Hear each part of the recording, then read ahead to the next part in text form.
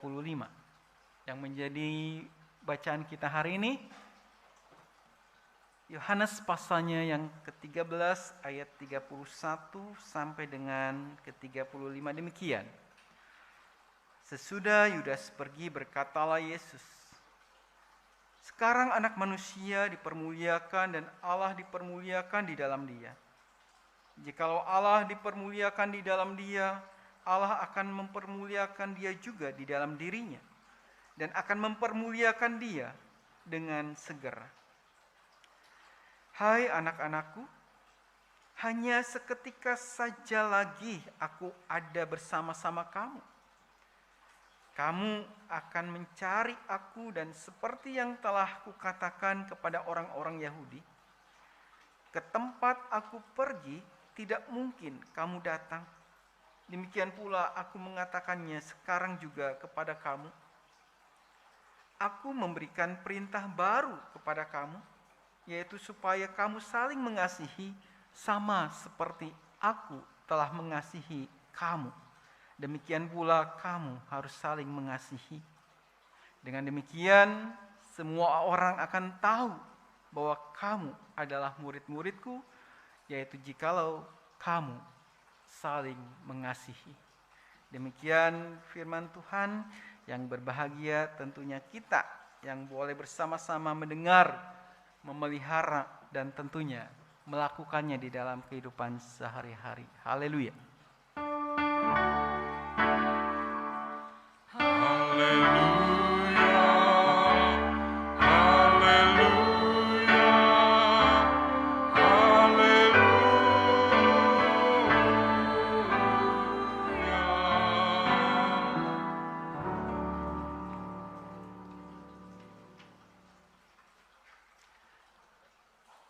Ya, selamat pagi Bapak Ibu dan saudara-saudara yang dikasihi Tuhan. Sehat semuanya ya?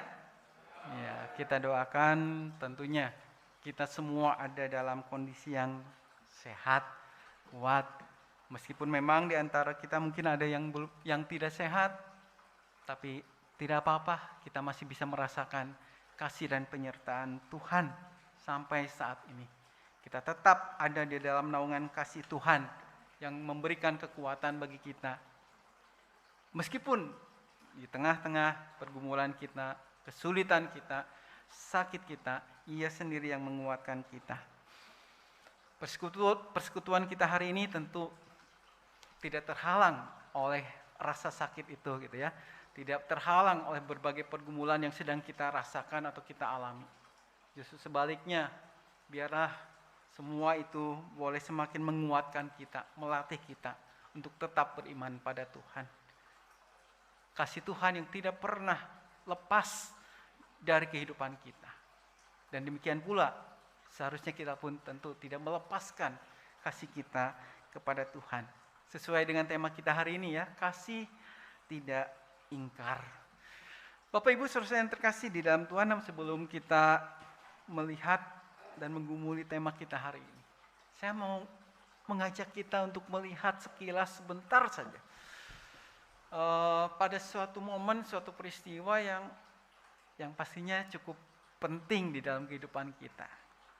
Pernah saudara-saudara menghadiri resepsi pernikahan atau ibadah pernikahan? Pasti pernah ya? Pasti pernah gitu ya. Pasti berkali-kali, nggak hanya sekali gitu. Bahkan bisa berkali-kali. Saya juga tentu pernah menghadiri resepsi pernikahan kalau diundang dan kalau bisa gitu ya. Kadangnya diundang tapi kadang nggak bisa ya nggak datang gitu. Kalau diundang dan bisa, saya juga seringkali datang di dalam resepsi pernikahan ataupun ibadah pernikahan, baik teman, saudara, dan yang lainnya. Nah Bapak Ibu, saudara yang terkasih di dalam Tuhan, biasanya saya juga tentu pernah memimpin atau bahkan saya melayani pernikahannya gitu ya. Ada hal yang biasanya saya catat, siapa sih yang saya layani pernikahannya. Kenapa? Karena biasanya gitu ya, bukan apa-apa. Ketika saya melayani mereka yang menikah, saya catat itu untuk memonitoring kehidupan keluarga mereka gitu ya. Setelah menikah apa yang akan terjadi gitu ya. Dan itu juga kan fungsi penggembalaan. Tidak dibiarkan. Biasanya kan pendeta begitu ya. Dicatat, diingat, oh ini nih yang aku berkati, aku layani pernikahannya.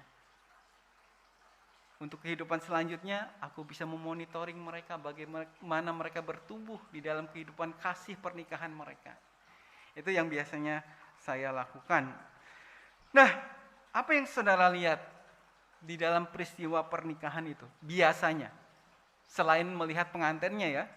Biasa kalau yang dilihat kan pengantinnya ya. Wah seru ketika ada pengantin masuk, wah, lihat sama-sama disambut.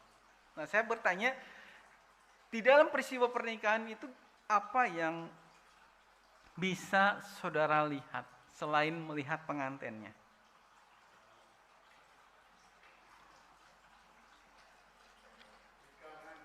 Apa Pak? Hidangan dan makan.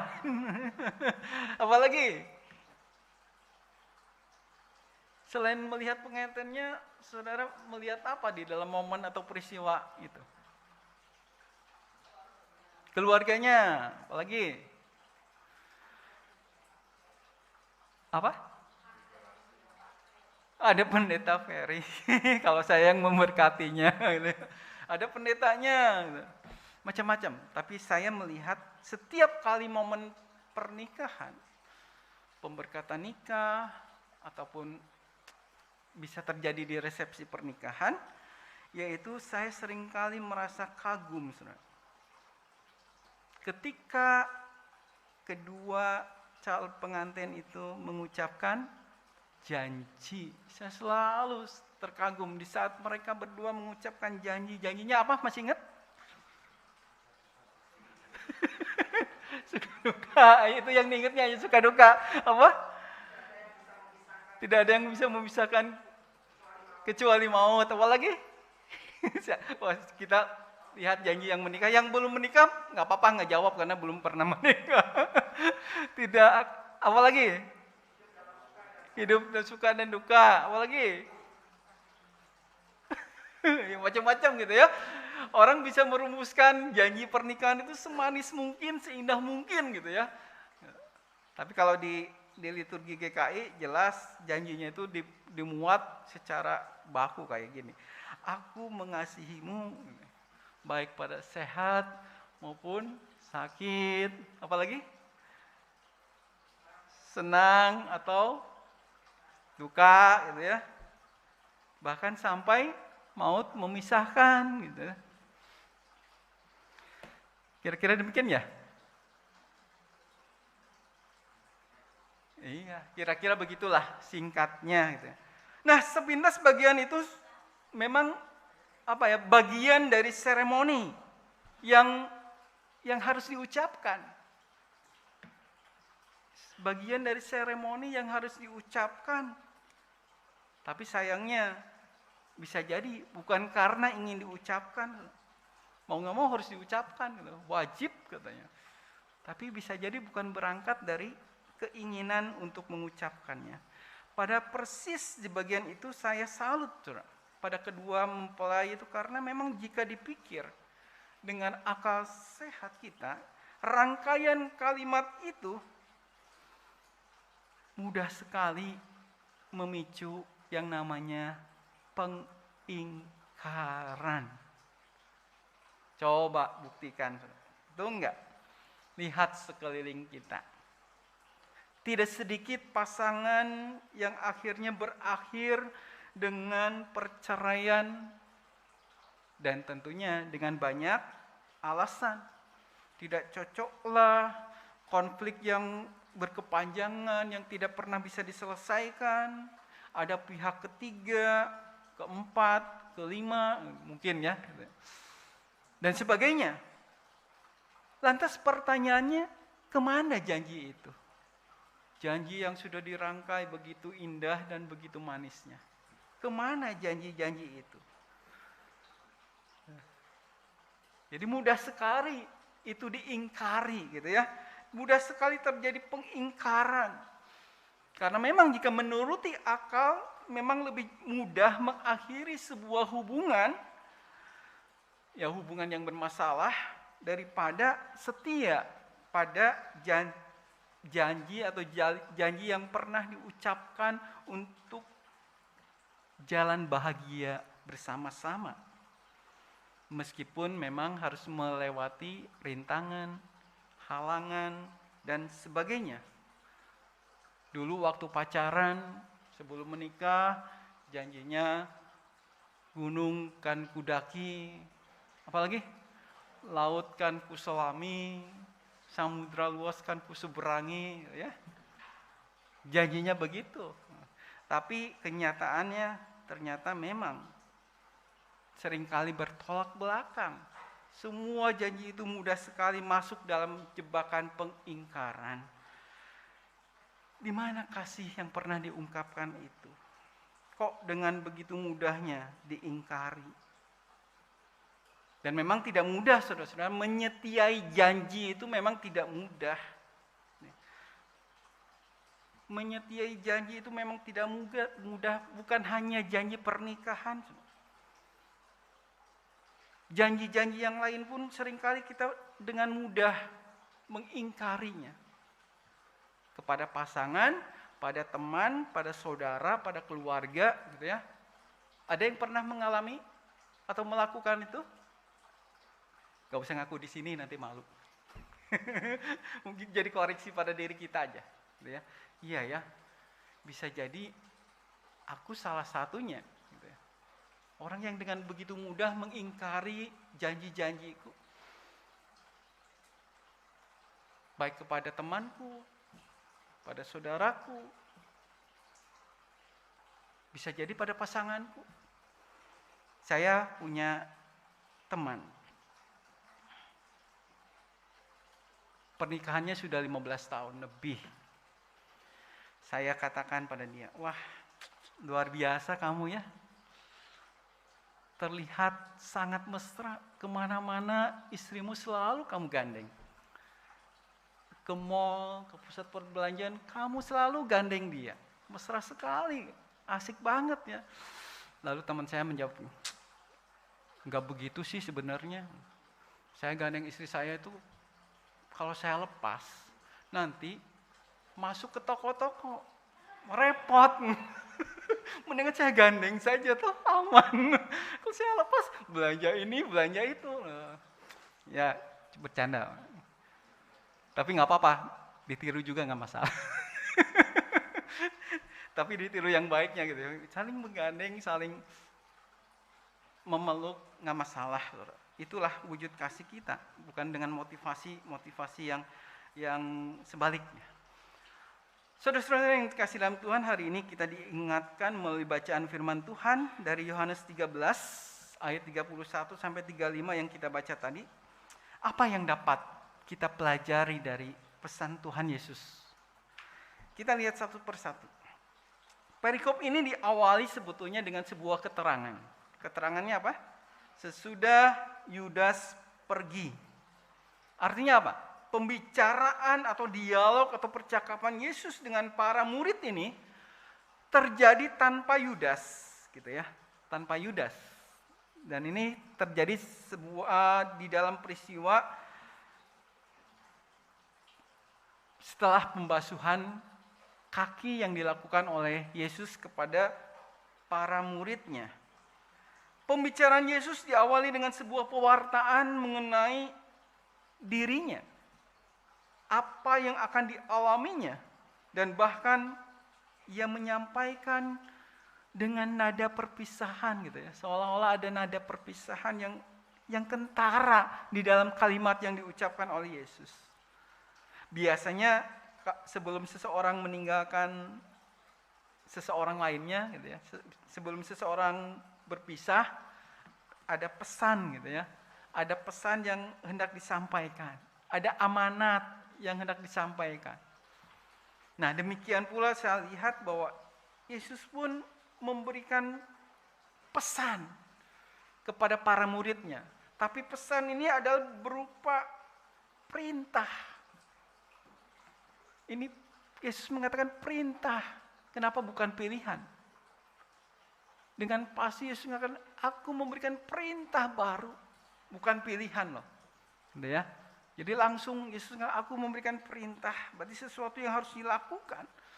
Apa perintahnya? Yuk kita ucapkan bersama-sama yang membawa Alkitab. 34, ayat 34. Boleh baca sama-sama yang di sini maupun yang di rumah. Yuk kita baca bersama-sama. 34 ya, ayat 34. 1, 2, 3. Aku memberikan perintah baru kepada kamu, yaitu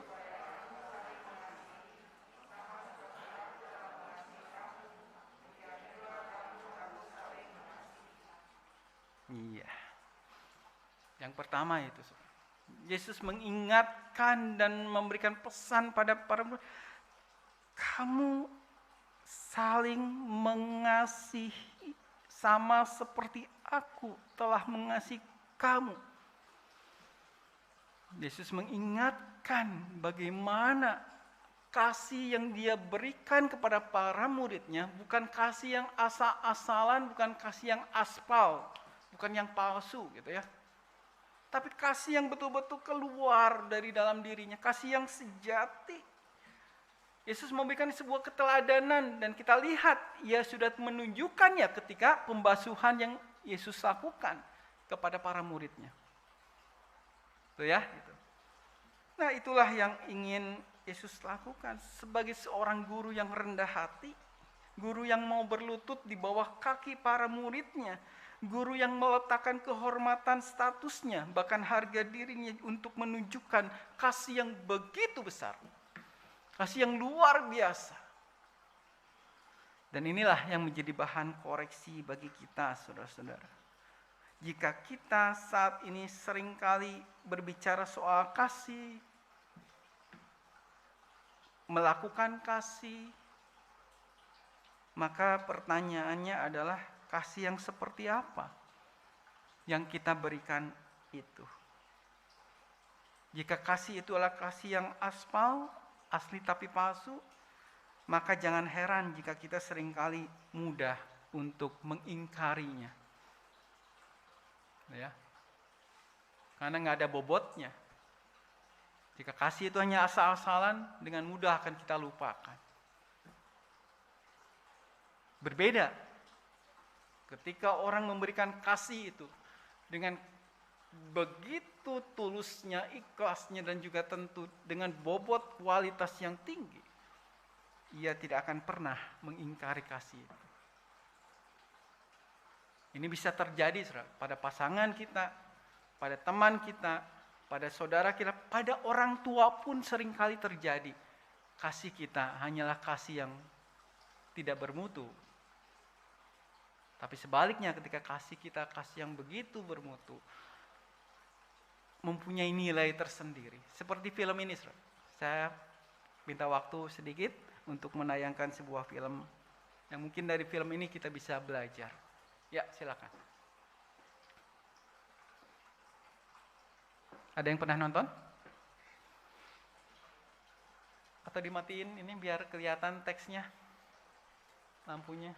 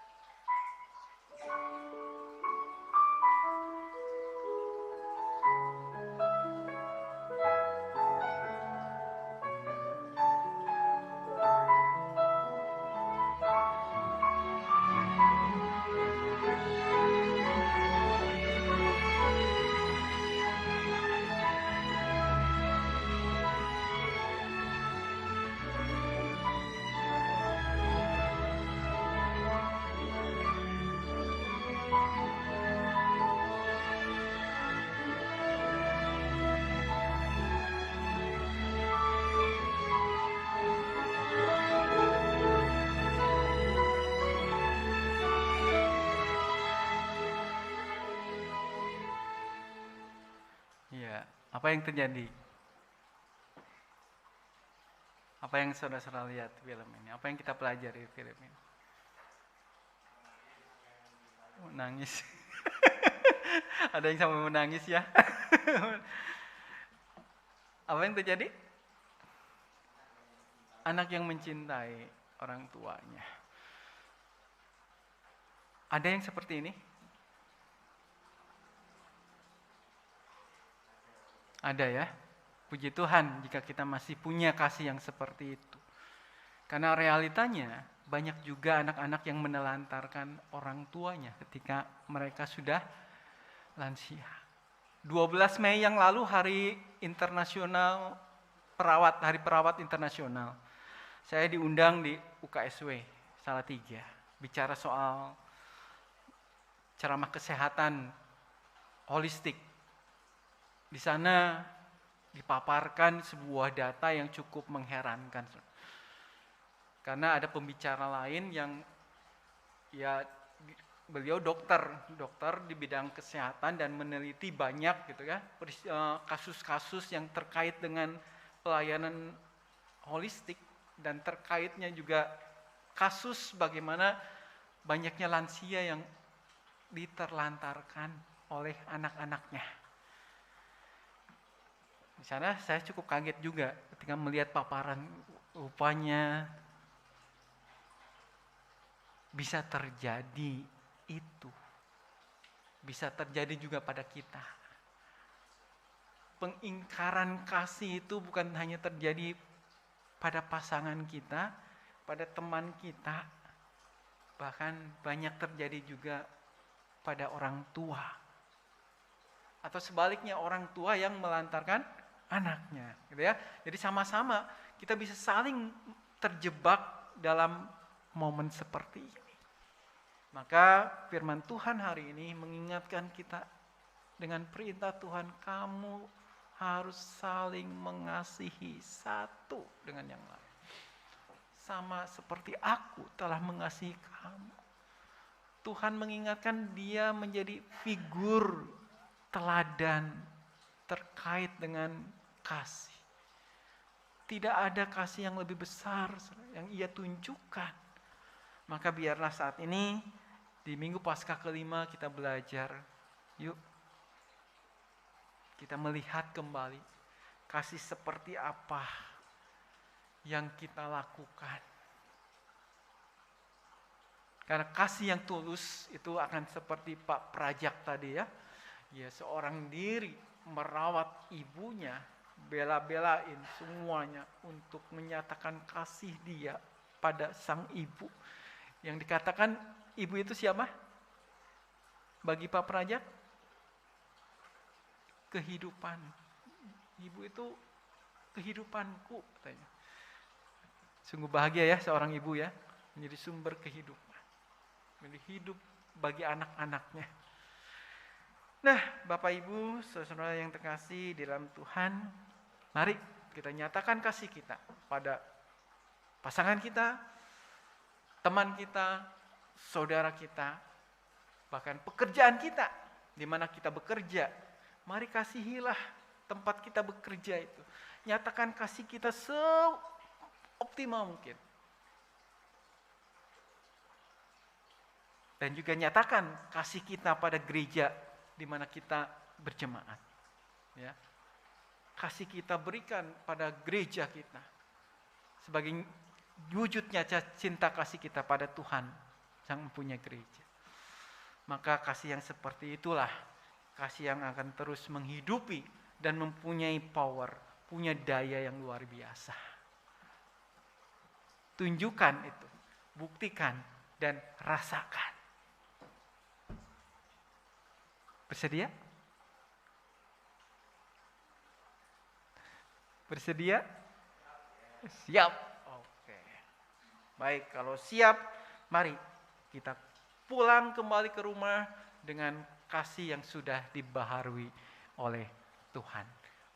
Kita pulangnya nggak sekarang ya, nanti setelah selesai.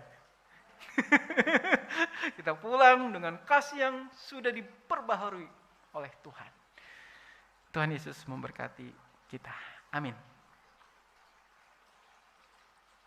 Mari kita bersatu teduh.